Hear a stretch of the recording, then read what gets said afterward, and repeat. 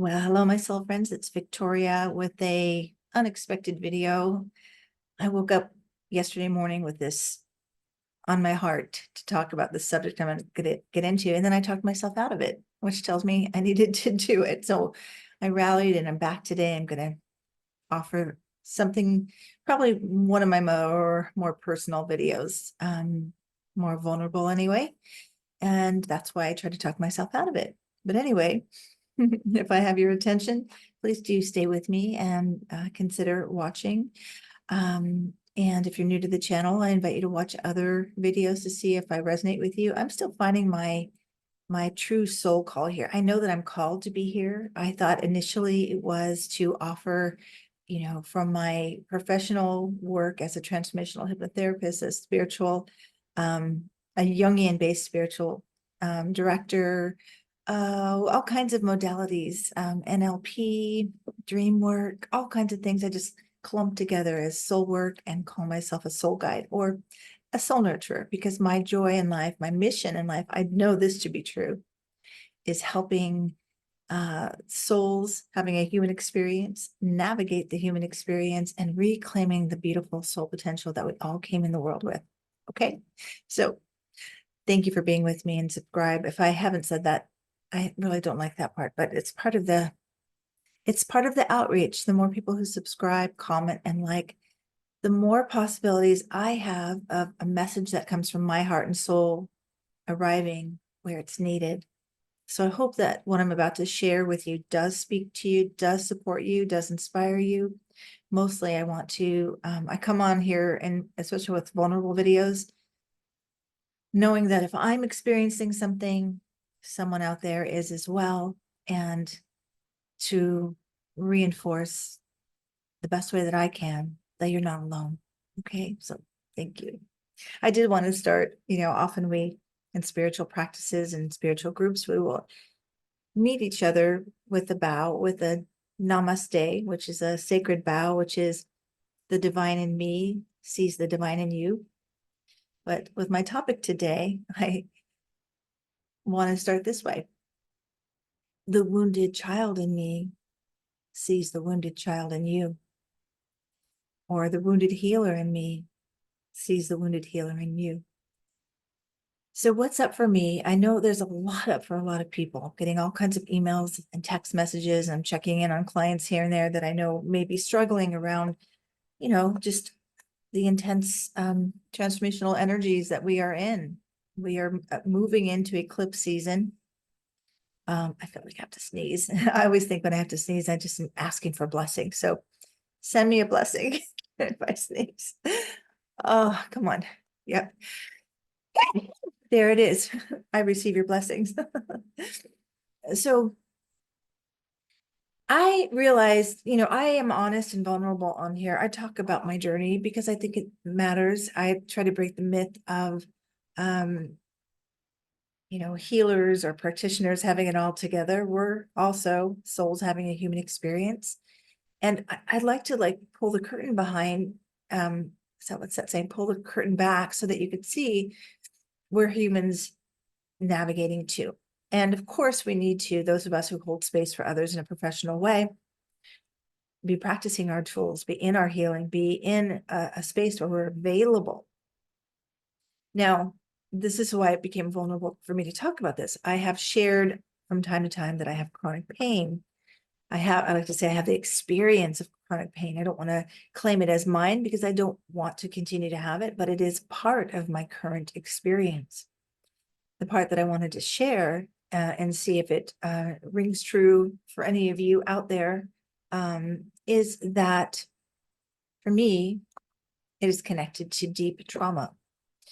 Now, I've been studying trauma for years. I first found Peter Levine's work probably about 15 years ago, read his books, Waking the Tiger, Healing Through Trauma. I mean, just great, amazing work. And yet, and I did a lot of deeper work about 15 years ago with that. And I even, when I first moved from Los Angeles to a small town, that I was recruited to be part of a holistic healthcare center, the woman, a friend of mine who was recruiting me, said the magic words that hooked me. She said, well, before committing to coming to be part of the holistic center, why don't you come up and do some of your own healing?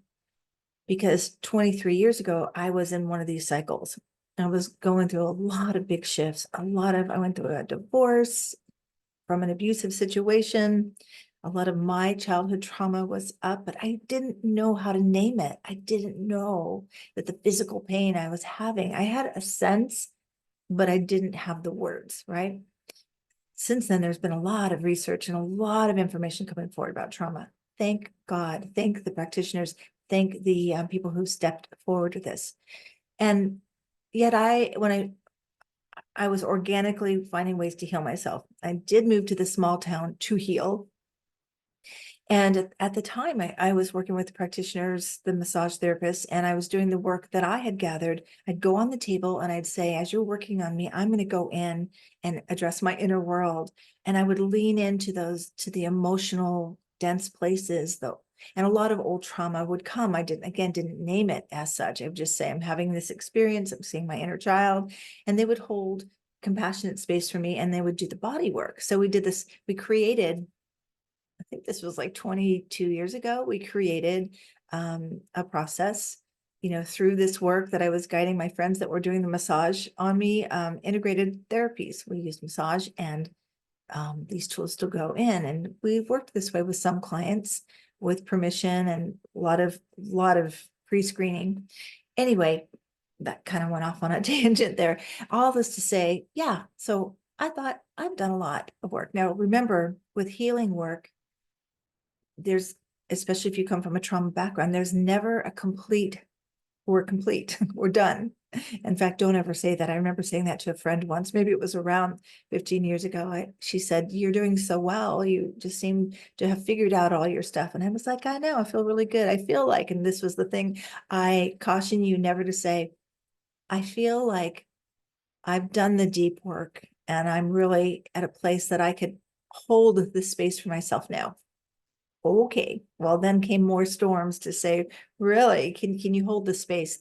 Could I find myself, my way back into my own heart, my own inner home, my own healing? And there were many tests that took me off course, but stable. So over the last years, my chronic pain has gotten worse. See, I did it again. Mine, scratch, cancel the experience of chronic pain. I encourage you to notice your own narrative about issues you're having. We tend to put my before it, which tends to tie it to our identity, which tends to lock us into that. So the experience, of course, I did go for allopathic, doctors to review what's going on. Always put in the box of fibromyalgia, which means I don't really know, but I trust you're having pain. Okay. So, but over the last few years, it's gotten more intense. Okay. A few years back, I went through an experience that was really re-traumatizing to me, kind of in a frog in the pot kind of way. And what I mean by that is before I was aware of what was happening, it was too late. I had spent a lot of time in this container and it was too late. So it was super re-traumatized. And when you have trauma, it's really hard to sometimes navigate when you're in a situation that's familiar enough that takes you into that default programming. And then you don't have access to your wise current self, to your adult. The inner child is now engaged and the inner child is the one getting re-traumatized. So then the pandemic happened. And I'm just wondering if any of this is going to relate to anyone, like just tracking yourself. I call it soul tracking, noticing where you go off course or where you default back into old patterns or where trauma reawakens. I'll tell you the reason I didn't want to share as deeply today, because, my pain is not managed. I do the best I can. My trauma is managed. I work with all of it. I work every day, have a daily practice. But I did fall away from the things that were helping me, as we tend to do, right? So I guess my fear was sharing all this as a somebody, as a practitioner who supports and helps people on their healing and transformational journey. Again, this is part of my mission, to break the myth of practitioners have it all together. They just felt more vulnerable for some reason. But I do take care of myself. I only see clients 3 times a week because I pace myself. Also, recently learning I'm a projector. So technically I'm only supposed to work 3 hours a day, but that's not possible for me at this time. Anyway, so then the pandemic happened, and then all of the turmoil, and where I live in the United States and all the division, I mean, all over the world, we're seeing huge, um, it's transformation, but it's ugly, it's messy, it's chaotic, it's re-traumatizing, right? So I've noticed more bracing, more tightening, more pain, a lot of pain. So even, I mean, I've been telling, I took myself off of news a long time ago, and I always encourage my clients who have anxiety, have the experience of anxiety. It's a hard one to narrate. Don't watch the news, right? But even if we're not watching the news and we're empaths, which most people who are drawn to my channel are, and most people who are drawn to my channel also relate to being a wounded healer. Am I right? Anybody? And by the way, do tell me where you're viewing from, and please comment on anything I say, anything that resonates, anything that you want to take away. Share that, okay? So yeah, so even if we don't watch the news or listen to the news, we feel it, don't we? We feel it. And so it's really tricky to know what's happening in me. What am I feeling? Is this the collective? Is this mine? Is this my old stuff? And so I also will say, I don't want to get into politics, but I'll just say this. And I feel like part of the word that came to me when I was thinking about it yesterday, Victoria, you have yourself in a trauma trap. And I'm going to say more about that in a moment. But part of it is, a trauma trap is you go into your old trauma coping mechanisms of isolating, of being guarded, of not sharing too much, of being afraid of sharing too much, and holding secrets that are not helpful to you or me. And it's been hard for me to find my voice and to speak my truth with such chaotic political stuff going on. But I'll cloak it a little bit, but you'll probably know what I'm talking about. And I need to say this. There's one candidate running for the president's office that is very traumatizing to me. From a human behavior standpoint that I've studied my entire life, frightening, right? And that's one puzzle piece for me that has felt re-traumatizing, because like you feel when you're a child, is nobody's seeing what I'm seeing, it's not, why isn't anybody seeing there's a better way to do this? And so I just add that piece, not to go political, speaking my truth in a way that maybe touches you.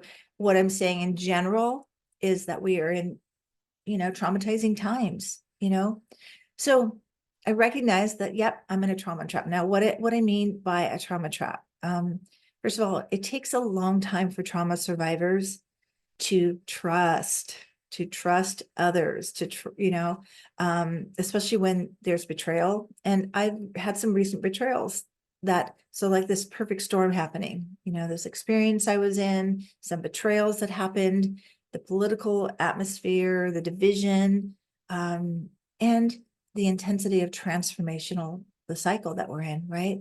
So of course, with the pandemic, we all were kind of isolating, right? Thank God that through my healing work, I was able to partner with somebody who is healed himself, that we co-support each other. And he's the safest person I know.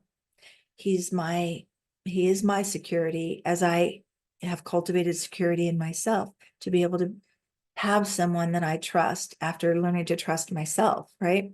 So So I was noticing this pulling way in, being the pandemic. It was like, wow, what's the problem? I know that's when I recognized a part of my trauma that I hadn't recognized before. The trauma. Do you see how hard this is? The experience of trauma. I'm going to keep correcting myself. I encourage you to correct yourself anytime you hear yourself affirming something you don't want to keep, right? We need to speak in the direction of what we want. So the experience when we were, I called it compassionately cocooning, but when we were like, what was the term? Um, Shelter in place. I called it shelter in soul. I mean, I'm like, I'm going to use this for healing and helping others to navigate through a healing perspective. Well, when everything was like all clear, I did not want to stop. I liked having the excuse of not having to be out and about. I have, most people are shocked when I tell them this, but I have struggled with the experience of social anxiety, very awkward socially, unless you're talking to me about something I'm passionate about. I'm super comfortable there. But just the waters of the unknown and conversation, also unless I'm in session. But so I didn't want to come out of this cozy cocoon, but it became, sort of chronic. But just becoming aware recently, like the intensity of the trauma trap. So trauma traps are that there's a tendency for a child who's lived through traumatic experiences, and if maybe there isn't any healthy adult, safe adult, present adult to help you navigate that, you get a message of, it's me. I'm the one that has to navigate this. And I don't have the skills. I don't have the capacity. I'm not capable. And so when we get re-traumatized when we're older, we forget we have the capacity. We forget we have the tools. I forget that I'm a therapist sometimes, right? And the little girl comes forward, the wounded child, who's the frightened one.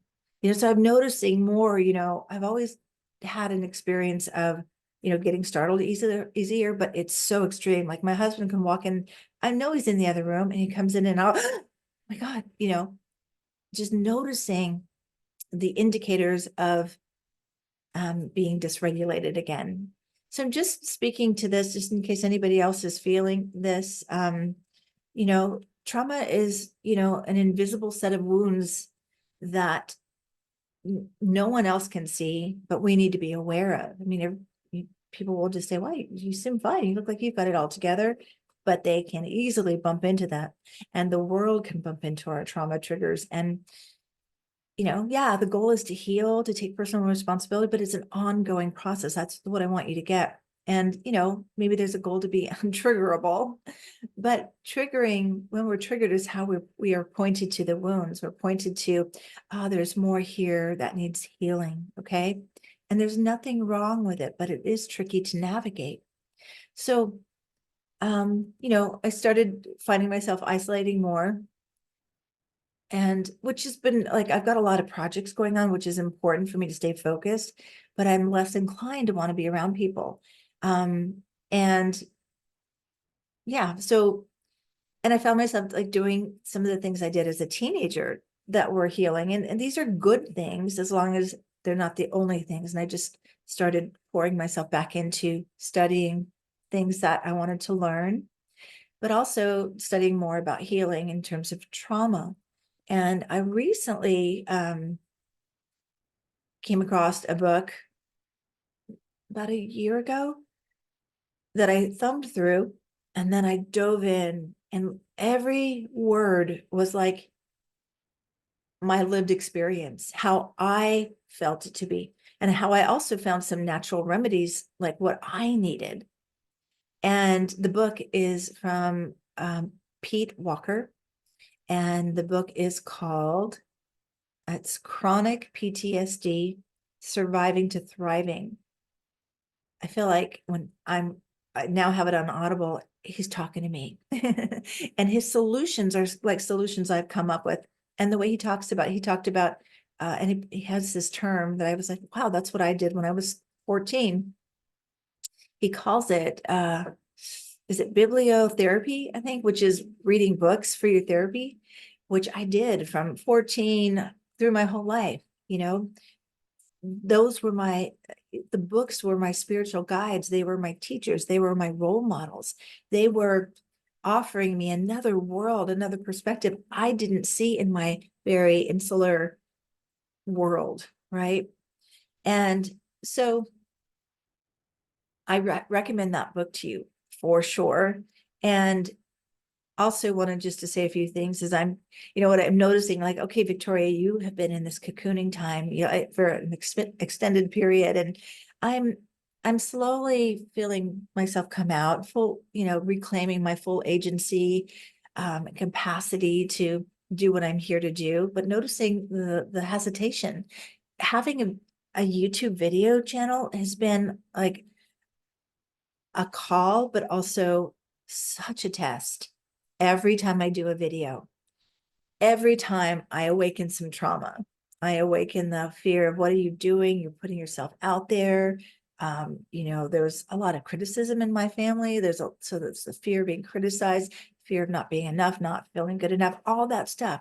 But I continue because I am demonstrating what it's like to continue to show up, to meet yourself right where you are, be accepting, be honoring, be compassionate. Yeah, you know what? My videos aren't the best. I'd like them to be better. I'd like to do them more often. I'd like to be a little more researched, but this is the capacity I have. This is where I'm at, and this is what I have to offer. And my sort of philosophy is, if I show up just as I am and I help at least one person, and maybe that one person is me, that's sufficient. That's okay. So just want to talk really briefly about one other thing, then I'm going to wrap up this video. Again, it's a long journey of learning and healing. And for me, a long journey of learning and healing and helping and seeing what I need to back up to help myself before I can go back and help others at the capacity I'd like to. But I've learned time and time again that there is no there. It's a continual unfolding. It's the spiral, right? Like when we're wounded, the space of our wounds, we, let's say this is the space of our wounds. And then we start here and we just live in the wound. Then we expand out a little bit and we continue, like, get more wisdom and awareness, but we're going to hit that wound time and time again. Hopefully we see it and we have enough tools to say, I got this. But sometimes we can get caught off guard and we can sink back into those default patterns. And I just wanted to speak to that. The other thing I wanted to talk about was, so we know this is how I found Pete Walker. He, talking about the sympathetic response system, fight, flight, freeze. I'd be like, yeah, I don't really fight. I'm not a fighter. I do sometimes flee.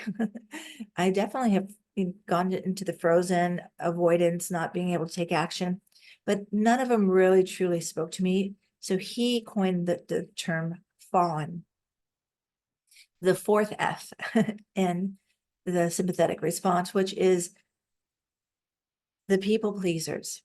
So in order to be safe, we became fawns, which is, I will just take care of you. We became caregivers, people pleasers. We try to just be so kind, and for me, I used to like tell jokes all the time. That was my way to try to make sure I was safe, right? So I just wanted to share that because I wonder how many of you relate, how many of my viewers relate to fawning. And you can go look up the term and go look up Pete Walker's book, also Peter Levine's book. Books, lots of good information. Of course, there's wonderful other books. The Body Keeps the Score. I haven't gotten through that one yet. I already had enough on my plate in terms of healing, trauma healing that I was working with, and working with my own lived experience and what worked for me. But also Gabor Mate everyone loves his work. I have yet to read any of his books. I've watched a few of his videos. Again, deep, supportive work, right?